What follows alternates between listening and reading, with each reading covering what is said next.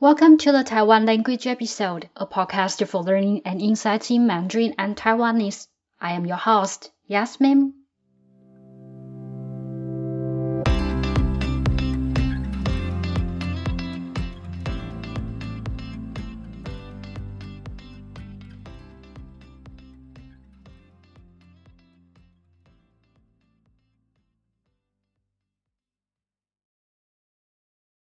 Thanks for tuning in. Before we jump into today's episode, I've got a quick update for you.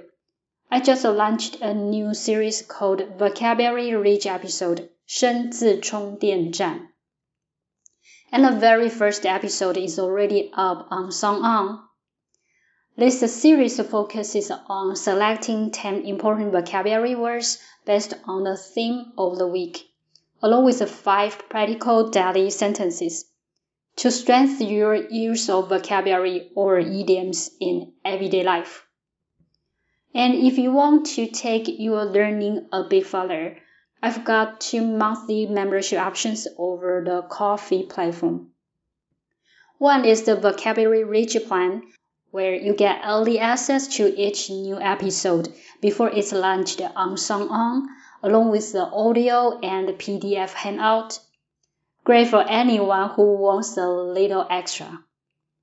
The other is the transcript edition, perfect if you are listening on SoundOn and just want the PDF handout to follow along. Thanks so much for your support. And now let's get into the episode. In the history of China, I'm sure most of you have heard about the Opium Wars. In the last episode, we talked about betel nut, which is also a carcinogen. Similarly, in Taiwan back then, opium was widespread, but the toxicity of opium is much more serious since it is classified as a Category 1 narcotic, which means it's far more harmful than betel nut. Opium's harmful impact on Taiwan went on for roughly 300 years, all the way back to the period of Dutch occupation of Taiwan. Today we are going to dive into opium. What is opium exactly? What are its main components? How does it impact the human body? And how did opium even make its way to Taiwan? Since we all know opium is a drug, why were so many people still using it? Let's get into the detail of today's episode. Let's start with defining opium. Essentially, opium is considered a Category 1 narcotic. So, if opium is a highly controlled substance, why was it so accessible in Taiwan back then? This was because it was marketed as a medical item, so it became a staple in households. Opium is extracted from the upright fruit of the poppy plant, where the sap leaks out when the fruit splits open, then solidifies to form opium. Initially, opium was used for medical purposes, but when it arrived in China, it was regarded as a drug that could boost the appetite, treat cough, and stop diarrhea. At the time, people didn't know opium was a highly controlled narcotic or that it had harmful effects. Awareness of opium's danger among Chinese people came only 21 years after Lin Zexu's famous ban on opium.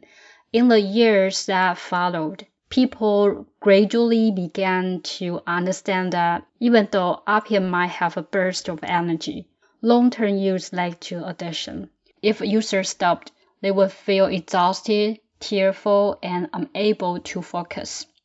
Modern medicine tells us that after consuming opium, users experience excitement but struggle to concentrate and might even have hallucinations. Over time, if someone stops using it, they will have a strong craving causing restlessness, runny noses, irritability, trembling, chills, abdominal pain, and muscle spasms. Once addicted, quitting becomes extremely hard. According to today's classifications, opium, heroin, and cocaine are all Category 1 narcotics. Now let's look at how opium came to Taiwan. After the Dutch took control of Taiwan, opium began to spread here. The Dutch originally used opium to prevent malaria, but after it was introduced to Taiwan, it unexpectedly became popular. When Taiwan became part of China during the Qing dynasty, Han Chinese immigrants brought with them the practice of using opium. So if people knew opium was harmful, why was it so widely accepted in Taiwan back then? Obviously, the answer was that they had no idea. First, opium was thought to have medical properties. Taiwan's mountainous region have a lot of decaying plants and animals, which release the harmful gases called miasma, making people sick. So opium use helped people avoid miasma. While drinking tea or chewing betel nut also helped, opium's effect seemed stronger. Moreover, opium also relieved physical pain, with some reports of its pain-relieving benefits going back centuries. Second, children in Taiwan were heavily influenced by their surroundings. If someone's parents smoked, they often picked up the habit too. When children saw their parents using opium at home, they would become curious and try it, often ending up with the same habit. Third, medical knowledge at the time didn't recognize that opium caused addiction. They only knew it reduced the pain. Although the daily use of opium wasn't considered a good habit, it was seen as a minor vice, similar to gambling. It's similar to how we view smoking today. We know it's harmful, but don't assume it leads to immediate poisoning. Today we explore the history and influence of opium in Taiwan. Although the opium is a highly controlled drug today, many people back then didn't understand its dangers and saw it as a medicine for pain relief and protection from miasma. Fortunately, later research uncovered the true physical harm of opium, and people finally began to recognize its risk. While opium is not widely known as a Category 1 drug, back then it was marketed as medicine and even became a part of daily life in Taiwan. To people at the time, opium seemed essential. It warded off miasma and relieved the pain. But as awareness of its addictive and harmful effects grew, people started facing and solving the opium problem. For hundreds of years, the problem of opium in China and Taiwan has always just been treated as a bad habit, nothing more. People don't usually deal with bad habits as something they absolutely have to get rid of. Instead, it's like, oh, it's just a way of life. You can change it if you want to, or not. And honestly, it all comes down to attitude. A person's attitude decides how they deal with these issues. If everyone sees smoking opium as just some harmless habit, then naturally in that kind of environment, no one's going to bother looking for a solution. Because really, if a group of people doesn't think a bad habit is a big deal, why would anyone take it seriously or try to fix it? This kind of attitude reminds me of what I see now when I eat out. A lot of time when I am at a eatery or restaurant, I often notice parents eating with their kids. Whether they are waiting for food or already eating, the kids are almost always holding a phone or a tablet, their eyes glued to the screen, watching while eating. And honestly, the adults are often doing the same thing. For the parents, as long as the kids are sitting quietly, not bothering anyone else, letting them eat while watching the screen doesn't seem to be a big deal. What about you? In your everyday life, have you noticed the behaviors or habits that are actually pretty harmful, but because of the environment or other factors, people just compromise on them without even realizing there is a problem? Let me know your thoughts in the comments.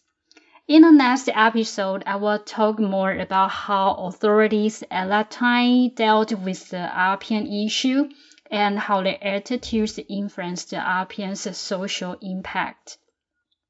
Now it comes to our Taiwanese vocabulary. Our topic is opium today. In Taiwanese, opium is 鸦片, 鸦片. And opium is an illegal drug. So here, illegal drug, we say it is毒品. 毒品. When you see some people, he is addicted to opium, we say he is 鸦片仙, 鸦片仙. Opium was introduced by Dutch people for the first time, so Dutch people, 荷兰人, 荷兰人. And we mention Qing Dynasty here. 清朝, 清朝. And the Han people, they immigrate from China. Han people, we say it is 汉人, 汉人. In the history, opium also relieved physical pain. So physical pain here, it is 痛痛, 痛痛. Alright, now let's review today's Taiwanese vocabulary. 鸦片, 毒品, 鸦片仙, 荷兰人, 清朝, 汉人, 痛痛.